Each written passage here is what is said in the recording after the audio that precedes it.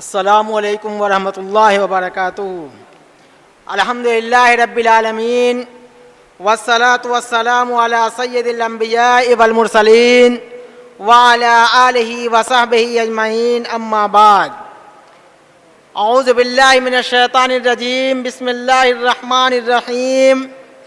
وَلْتَكُن مِّنكُمْ أُمَّةٌ يَدْعُونَ إِلَى الْخَيْرِ وَيَأْمُرُونَ بِالْمَعْرُوفِ وَيَنْهَوْنَ عَنِ الْمُنكَرِ۔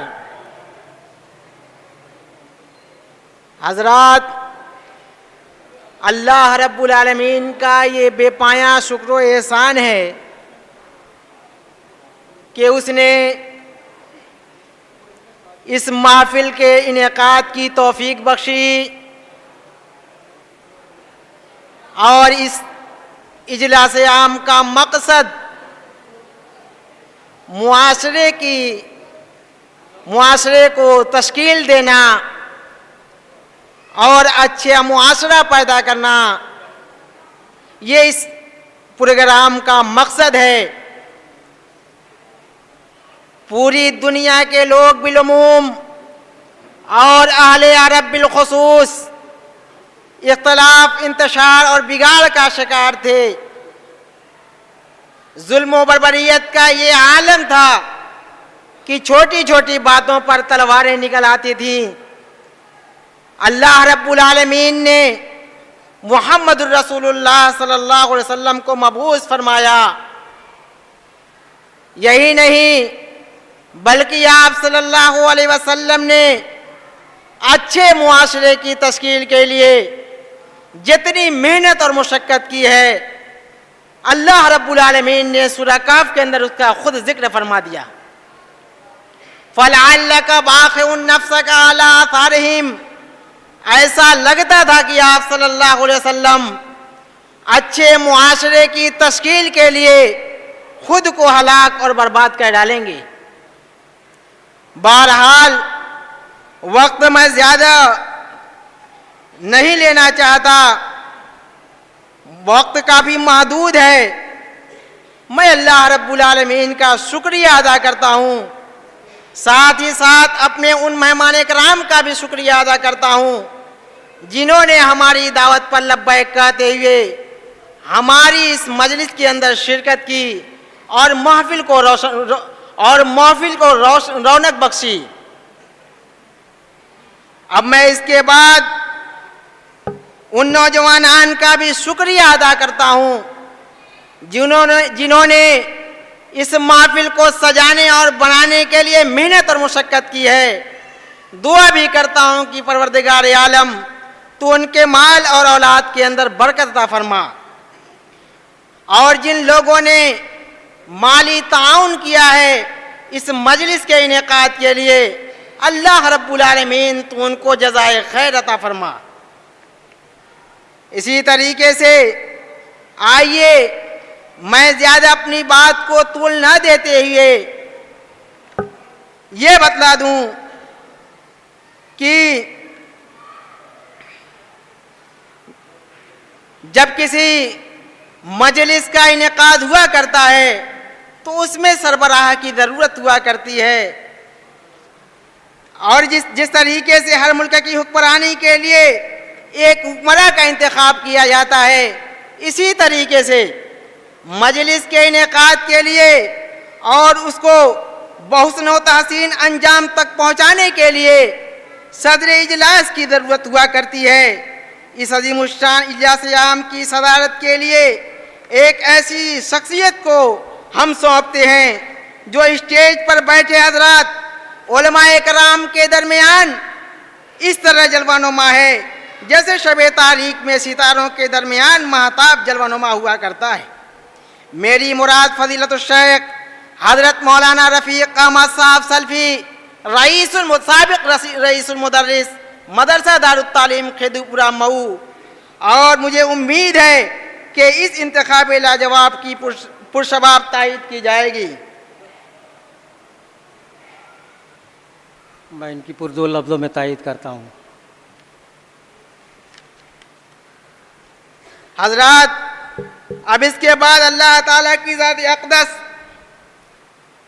عظیم الشان اکبر و اعلیٰ ہے کہ اگر ساری دنیا मिलकर उसकी शान अजमत का जिक्र करोड़ा करोड़ बयान करना चाहे तो ना कर पाए, तो ज़रा सोचिए उसका कलाम किस कदर काबिल ताज़ीम होगा। मसल मशहूर है, कलामुल मुलूक मुलूकुल कलाम है, बादशाहों का कलाम कलामों का बादशाह हुआ करता है।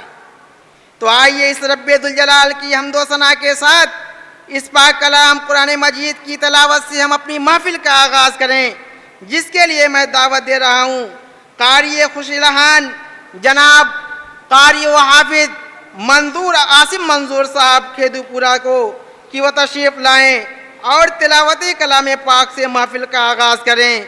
कुरान की तिलावत से आगाज़ व महफिल का, कुरान की तिलावत से आगाज़ व महफिल का, इस नूर से पा जाएं हम रास्ता मंजिल का। इस शेर के साथ मैं जनाब आसिम मंजूर साहब को दावत देता हूं कि वो माइक पर तशरीफ़ लाएं।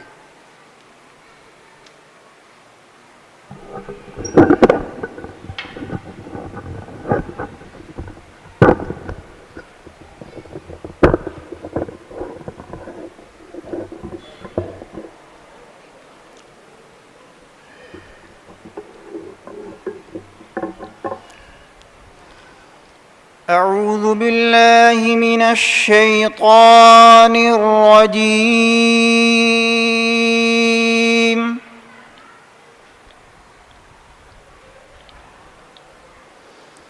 بسم الله الرحمن الرحيم.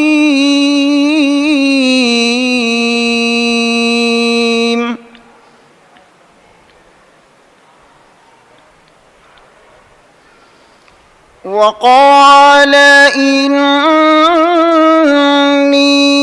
ذاهب إلى ربي سيهدين.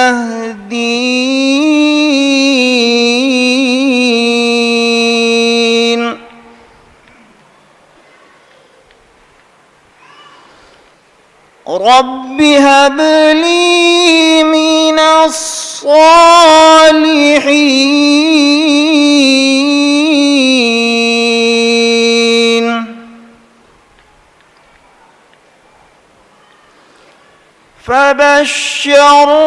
فبشرناه بغلام حليم.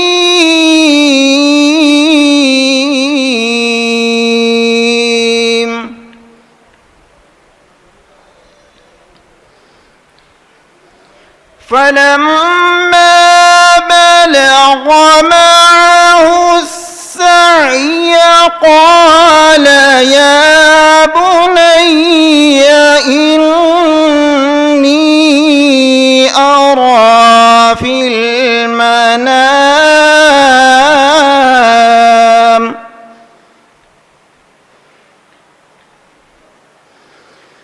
إني أرى في المنام أني أذبحك فانظر ماذا ترى. قال يا أبت افعل ما تؤمر ستجدني إن شاء الله من الصابرين.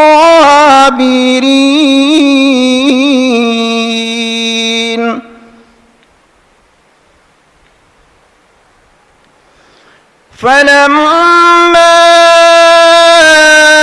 أسلما وتله للجبين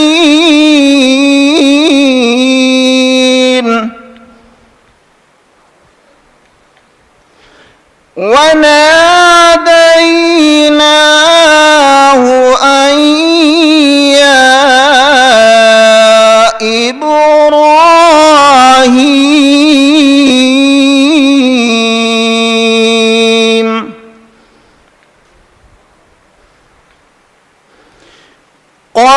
صدقت الرؤيا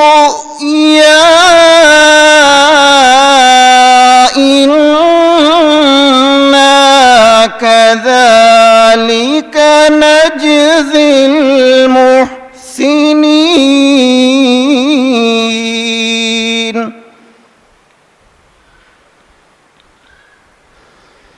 إن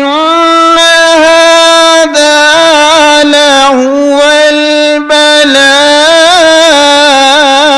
البلاء المبين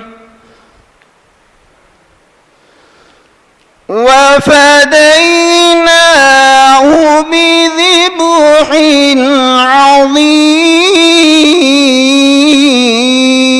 عظيم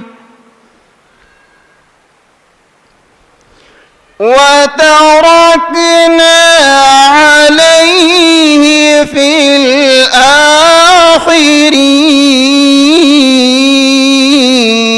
الآخرين سلام على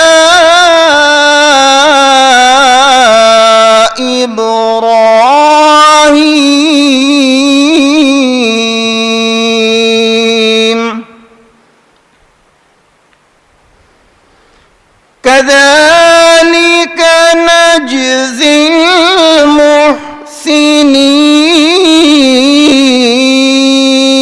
المحسنين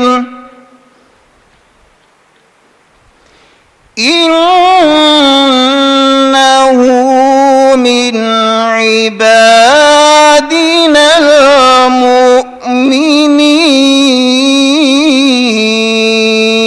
المؤمنين. السلام عليكم.